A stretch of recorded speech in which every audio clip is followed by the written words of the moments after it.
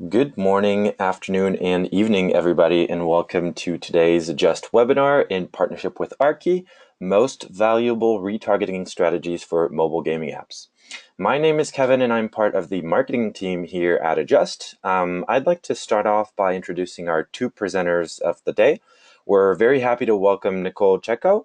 Nicole is the Director of Product at Archy. Thank you very much for being with us today. And alongside Nicole, we're welcoming Eduardo Ronquillo. Eduardo is a technical account manager at Adjust.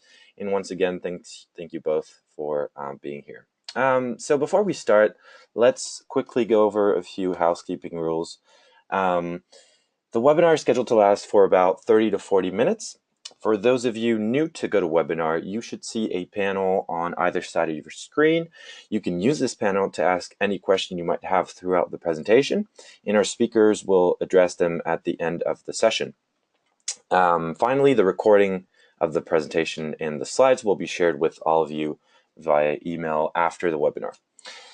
So on the agenda today, we'll start off with a brief introduction of Adjust and Archy, as well as a quick definition of what we mean by retargeting before diving right into the topic.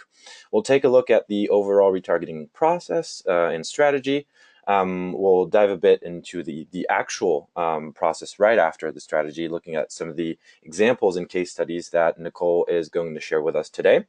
We'll then talk about how valuable segmentation is, and we'll go over the most common use cases that we see from our customers here at Adjust before looking at how you can actually leverage that with our latest product, the Audience Builder. We'll also allow some time for questions at the end to give you guys the opportunity to get a personalized answer. So please go ahead and send us your questions throughout the presentation. Without further ado, I'll hand this over to our presenters, starting with Eduardo, who's going to quickly introduce Adjust. Eduardo, the floor is all yours. Hi there, everyone. Eduardo here. Okay, so a little bit about Adjust. Adjust has been around since 2012, and we were built to simplify the mobile ecosystem. So with so many different platforms and ways to measure engagement, it can be a monumental task to do this on your own.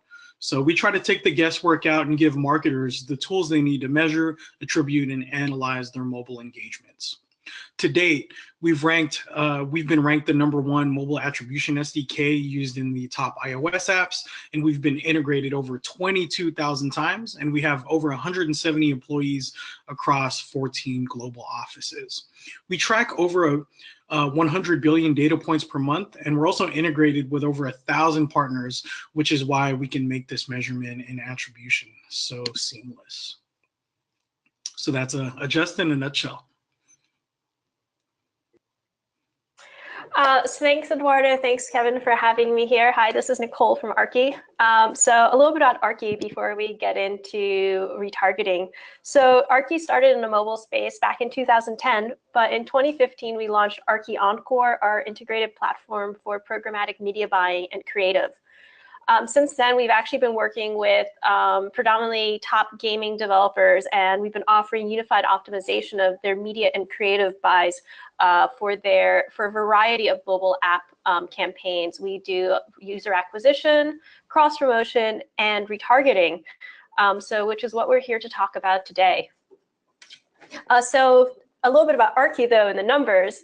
So as I said, since 2015, we are a globally distributed team working across 5 offices. We have been integrated with major exchanges with a global presence, with global coverage with our data centers. We have, we've been collecting a lot of device profiles and user profiles, but more importantly, at Archy, creative is actually a really important part of our product. So actually, in 2017 alone, we have had over 15,000 versions of creative, unique creative, dynamic creative, creative with different variants as we localize or that react to real-time rules. So that's Archy. And so I want to talk a little bit about the retargeting portion of our business and how we approach retargeting for particularly our mobile gaming customers. So I guess a quick definition so we're all on the same page. When we're thinking about retargeting at Archy, basically everything is really mobile app focused for us. So it's all about reactivating users who had been previously active in an app. And whether that's someone who has not opened an app in a while or has uninstalled the app, our retargeting campaigns are focused on reactivating them, generating reopens or reinstalls for that specific user. And really, when we're running retargeting campaigns, we do work on customized goals for each of our customers. But a lot of the KPIs we look at tend to be very similar to what we're looking at on a user acquisition standpoint. However, how we approach retargeting is different. So moving on the next slide, I want to talk a little bit about kind of the 4 pillars of retargeting. So retargeting versus user acquisition, we see 4 key ways in how we differentiate our retargeting efforts from other campaigns. Particularly around, I want to talk about sort of the 4 pillars. First of all, audiences. Really, any retargeting campaign has a required list of users we need to target, but what we find is that not all user lists are equal. One thing that we'll expand upon today is how having a clear set of audience segments rather than just one static retargeting user list is what can drive a campaign to really set a campaign up for success.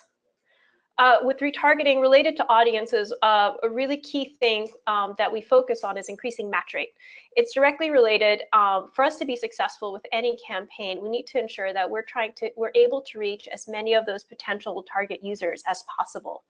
From a technology perspective, we have tools within our bidder platform to optimize to maximizing our reach for retargeting campaign, leveraging technologies on the exchange side. But also from just sort of a campaign perspective, it means leveraging our supply partnerships and actually our creative a little bit differently than we might for user acquisition. Creative is key for us at Archy. We offer creative services in addition to programmatic media buying. So creative is actually something that we look at slightly differently for retargeting because we're starting off often with a clear idea of who our target audience is. Our creative can be informed by that. We want to maximize match rate, so that means from a creative perspective, we tend to go a lot broader in creative formats to try and hit every last user on that list. And then finally, models. So for us, we actually see the importance in having our models for retargeting be trained only on retargeting campaigns. While it shares a lot of the same aspects of say, user acquisition, what we find is that our models are very user influenced. And what we have found is that actually the user that's reactivated and let's say spends after a retargeting campaign tends to have a different profile than a typical user acquisition user.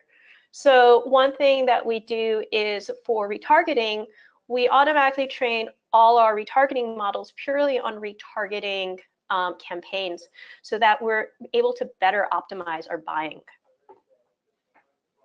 So how does it all work together? Well, just very quickly to kind of give you an overview of our process for retargeting, it's really all about training, scaling, and learning. And this is where we can get into how these pillars can really influence success. So starting with audience segments, as I mentioned, ideally for us, we want to start with not just a broad set of, these are all the users that we're looking to reactivate, but if we have the opportunity to segment those users according to different attributes, we can actually use that to train our retargeting models faster. That helps us get to performance faster. The next step really with any retargeting campaign is scaling. As I mentioned, we're very aggressive in our supply and our creative coverage to maximize those match rates. And this is a point at which we start generating learnings. So from a learning perspective, that means that goes back into the model, retraining, But also now we start getting into things like campaign management strategy and creative strategy as part of the learning loop. So thinking about what creatives are performing best for this campaign and iterating on them. One of the reasons we have so many creative versions is really focusing on constantly testing different combinations of copy, imagery, background, sequential messaging, dynamic creative. From a campaign management perspective, monitoring, locations, devices, geos, sometimes finding things like interesting different DMAs or regions of the country might perform better.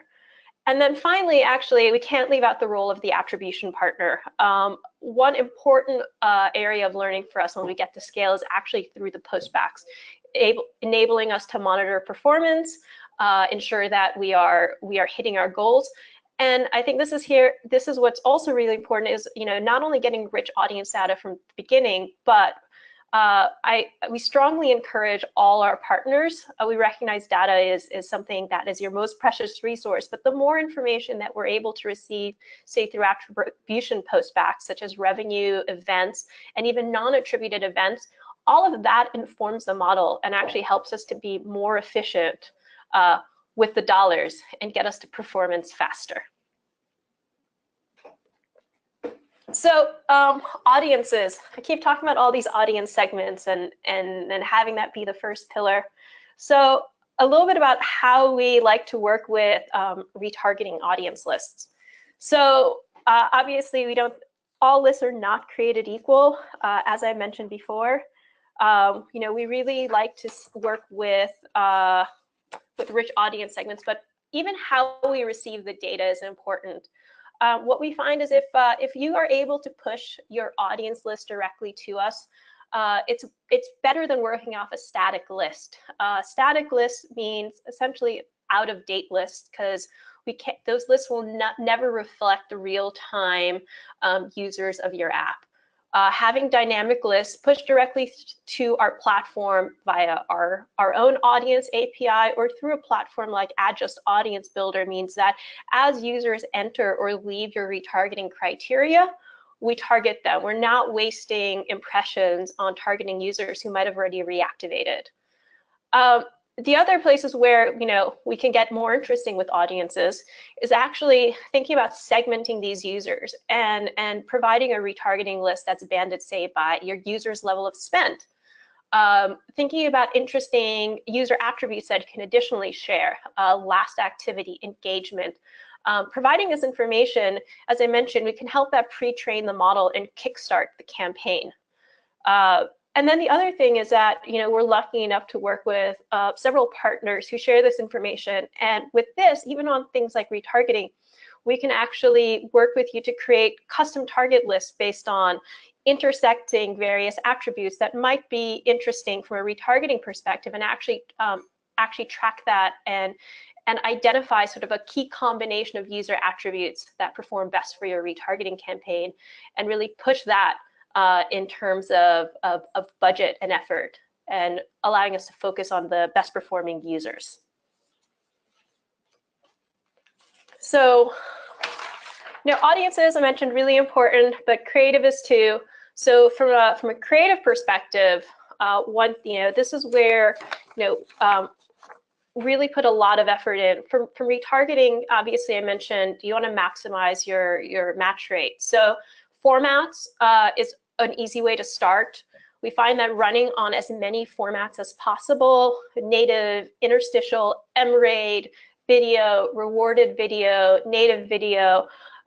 Here you have an opportunity to be really aggressive. You already know who your target user is. You don't have to spend that time learning who that ideal user is and what creatives they perform with. You want to reach them at every point in time. Messaging. So I mentioned, you have an idea who this user is. You can get really creative, and if it's available, take advantage of things like, their last level reached, to think about highlighting new levels. You can leverage time-based messaging, such as promos, because these users already know the app, and those types of messages can actually be really interesting. As is personalization, actually, that's an area that we've been focusing on a lot this year. And what we've actually found is that on a personalized creatives often has really strong conversion rates and install rates. So with retargeting, you have all this information that you can experiment with on a creative perspective. But it's not just creative messaging. So creative format is actually an area I want to talk a little bit about more on the next slide.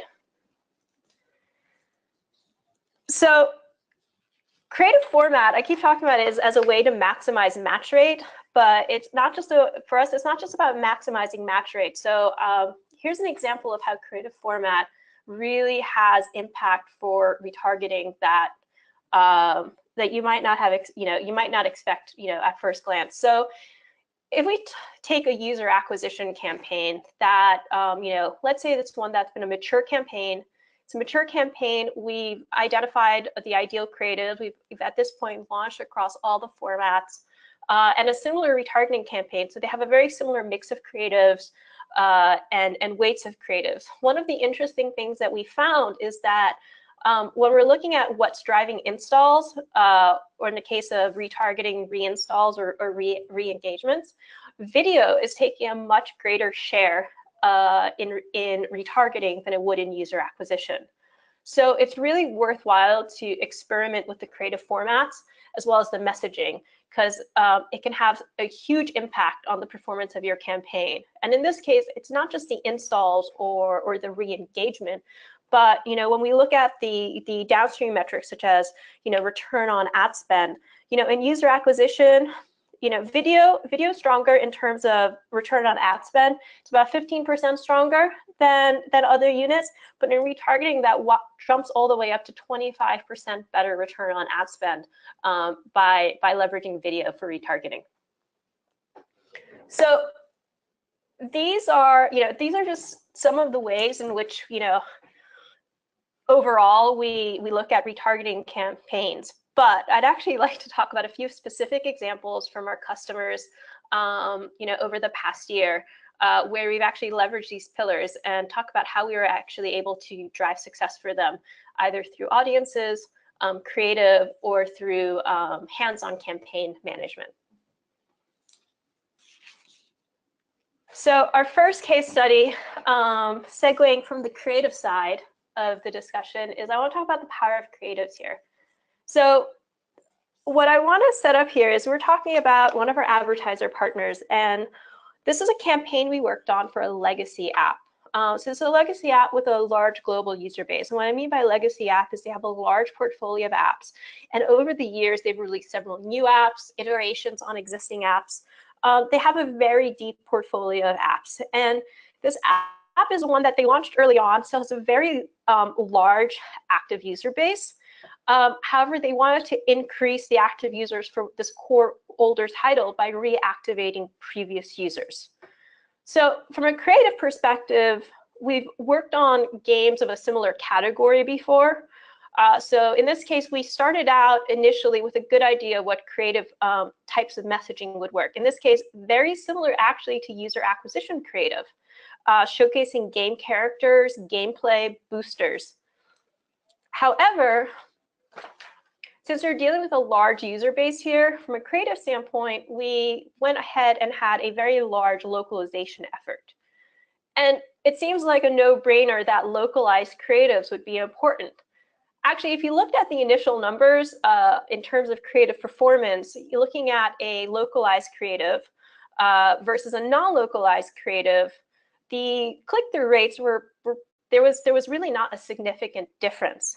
But actually, when we look at other metrics, before localization versus after localization, the CPI nearly halved, and the return on ad spend increased dramatically. So the localization actually was better at converting higher value users.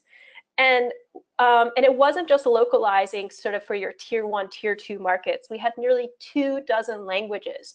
And we chose these 24 languages actually because we had rich audience information from the customer. So everything from Portuguese, Spanish to Malay, Farsi, Thai, And then we were able to track the performance of these creatives, track the performance of localization in the geos, and then additionally identify the best performing geos and actually increase targets for them. And as you can see, installs increase, but not only as the installs increase, we're actually able to continue an upward trajectory on the return on ad spend as well, even though we were growing in volume so significantly.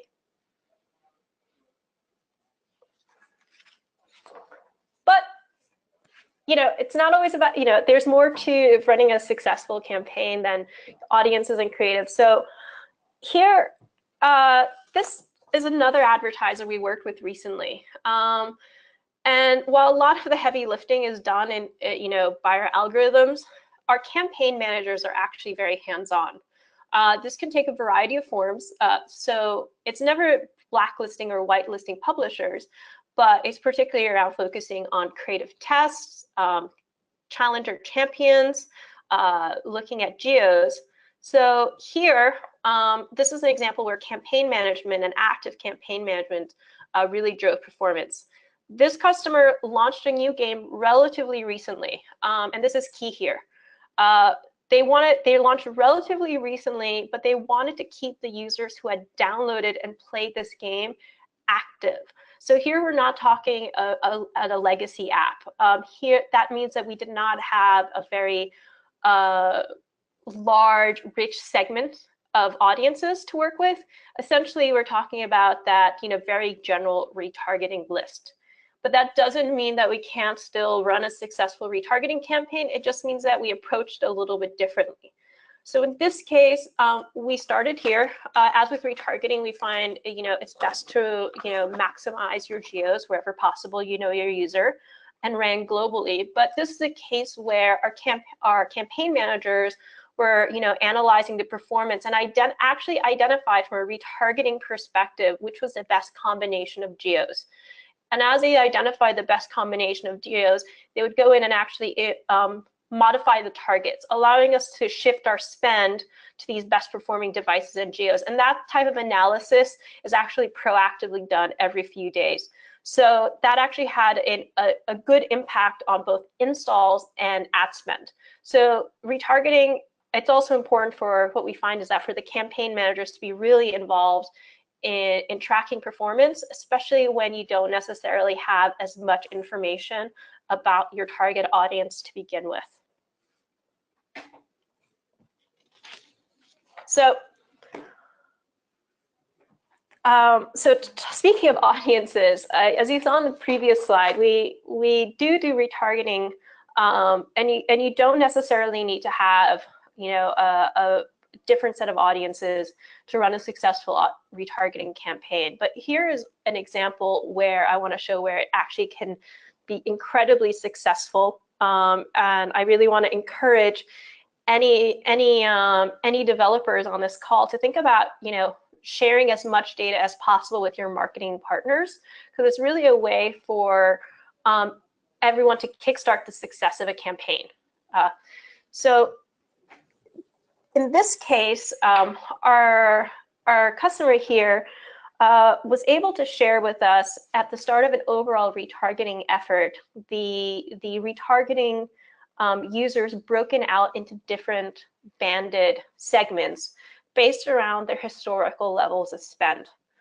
And this actually brings up sort of a good question. When thinking about retargeting, at the easiest, you look to retarget everyone who's previously been active, or some might want to focus essentially on those high value users, people have spent the most historically. But if you're looking to really think about balancing scale and performance, also think about all those users who are potentially making up the bulk of your retargeting list, but weren't necessarily the highest revenue drivers on a per user perspective. So here, what this actually allowed us to do to understand who these high revenue generating users were, we were able to very aggressively target them wherever possible, trying to acquire them, and if that meant at a much higher cost, we did so. And these people still continue to drive a lot of spend once they were re-engaged. But we would have never actually gotten to scale if we wouldn't have also, focused on the lower spend levels.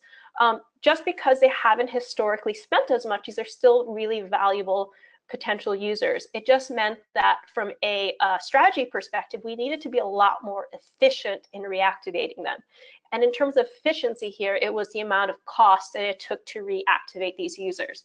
So by not just focusing on sort of the high value users, we're actually able to drive from a scale perspective a lot of reinstalls, and we were able to balance that with a really positive return on ad spend. So that was really those are just three snapshots of some of the campaigns that we've done this past year around retargeting. Generally, in each one, I talked a little bit about hands-on campaign management, about the power of creatives or audiences. In reality, all of those things are actually taken into account for every single campaign. We don't look at creatives or audiences or hands-on campaign management sort of as like unique strategy, unique tactics for each campaign. They're all taken in totality, but hopefully this was useful in sort of sharing the value by focusing on them can bring to your retargeting campaigns. All of them are important, but I think today I really like to focus. We've really talked a lot about audiences, which actually I think is a great fit because I'm really excited to turn the presentation over to Eduardo, who can share a little bit about Adjust's Audience Builder product. So thank you, Eduardo. Excited to hear more about Audience Builder. Awesome. Thank you so much for diving deep into that and sharing some of the case studies, Nicole. And following up on some of her points, some people may still be thinking, I understand it's important, but just how important is segmentation in particular, and how much can it really help? Well, a recent study showed that about 94 or up to 94% of marketers have seen an increase of various key metrics by employing personalization. And this could be done via user segmentation. And when combined with engagement tools or practices that Nicole mentioned, which they actively provided Archy, it can have a large impact on your ROI. So by segmenting your users, your existing users, and understanding behavioral patterns, you're able to reach them in the right moment. So not just days after you've collected and analyzed the data, which may already be too late. So some of the benefits of segmentation will include improving your CRM and CR because campaigns are targeted and relevant. You can create tailored marketing campaigns that meet the needs of various audiences. And you can also reduce server costs on both ends since there are less callbacks involved in order to push user data back and forth.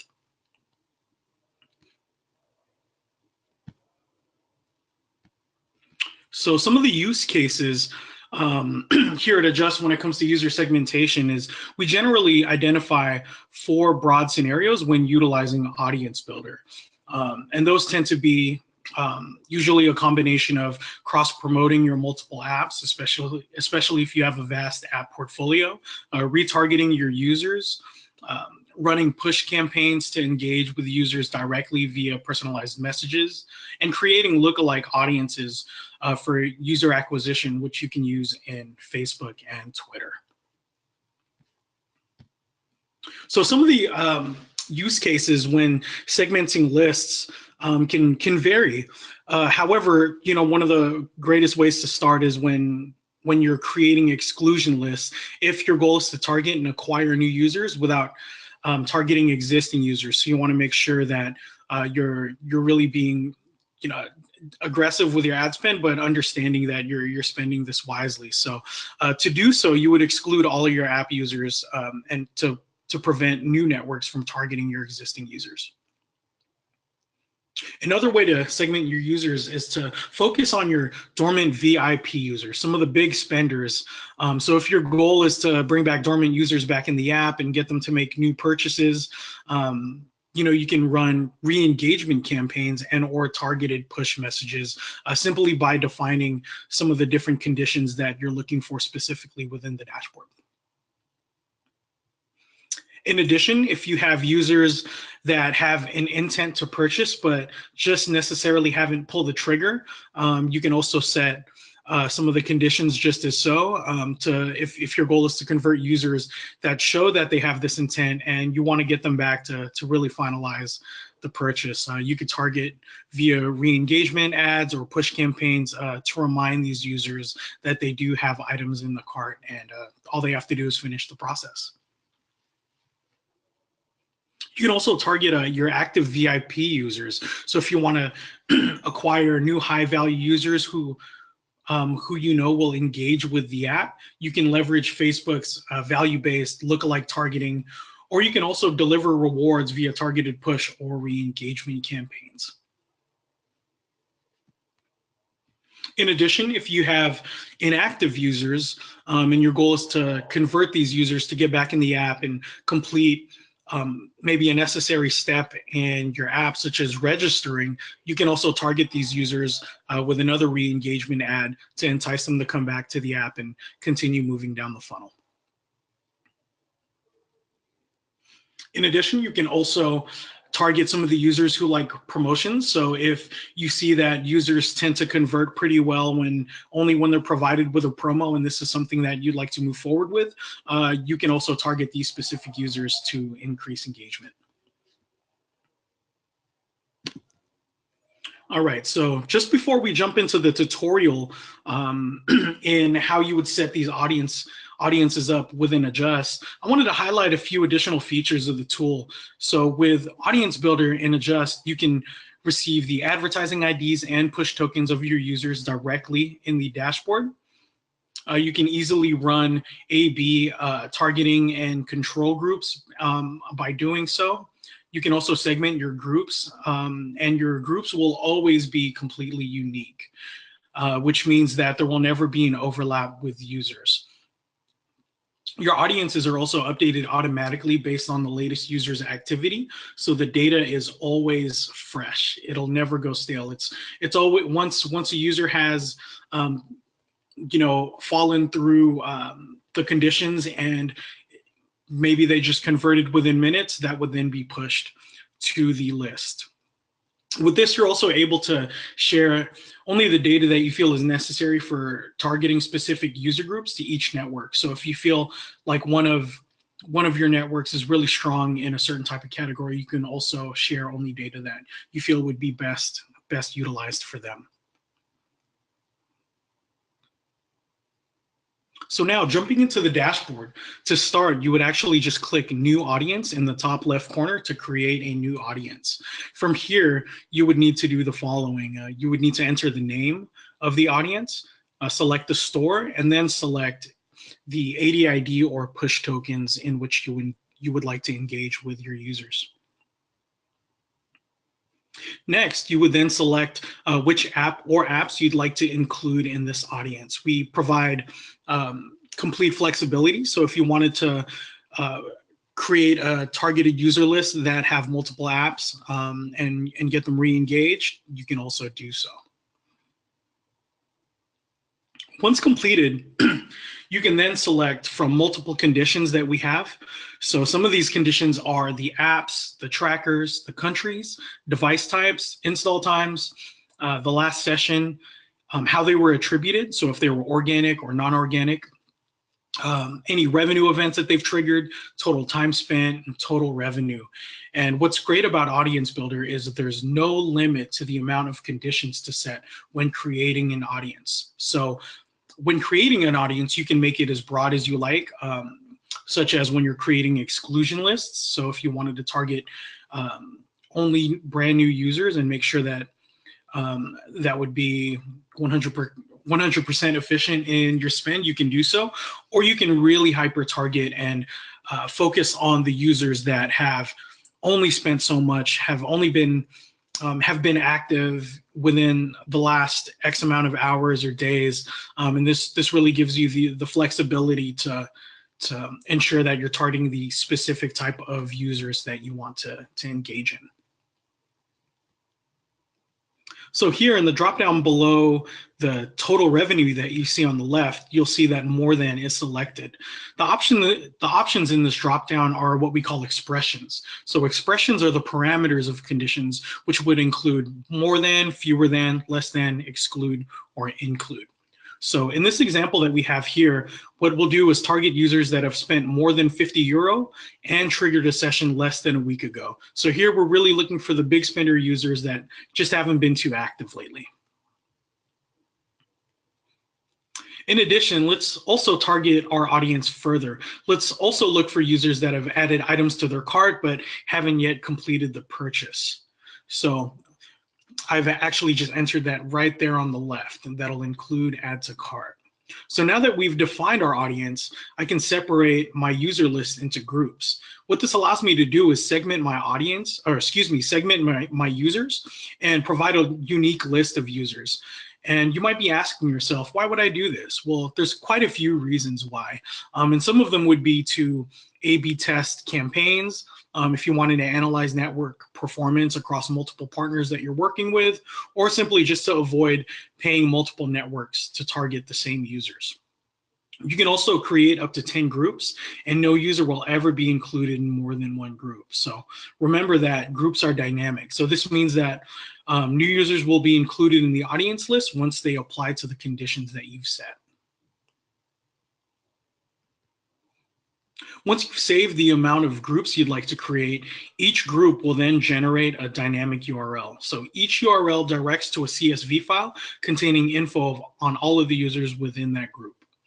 The URL, like the audiences and groups that you have, is dynamic. So every time you or a partner downloads the CSV from the URL, it will automatically contain the most up-to-date user lists available. And just as another reminder, no user data will ever overlap between groups. What you also see below is each of the conditions defined for this audience.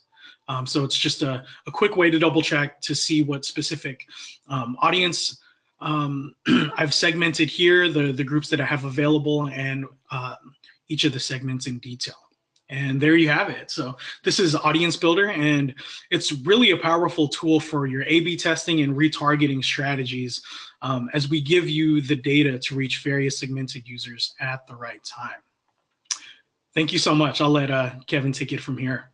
All right, thanks Eduardo. Thank you, Nicole, as well. I hope this was really helpful for all our attendees today, and that getting these insights and real life examples allowed you all to relate even better to today's topic, and how applicable this is to your own mobile gaming app retargeting strategy. Now is the time we switch over to Q&A session. We don't have a lot of time, but feel free to ask any questions you might have. And we'll answer them as we go.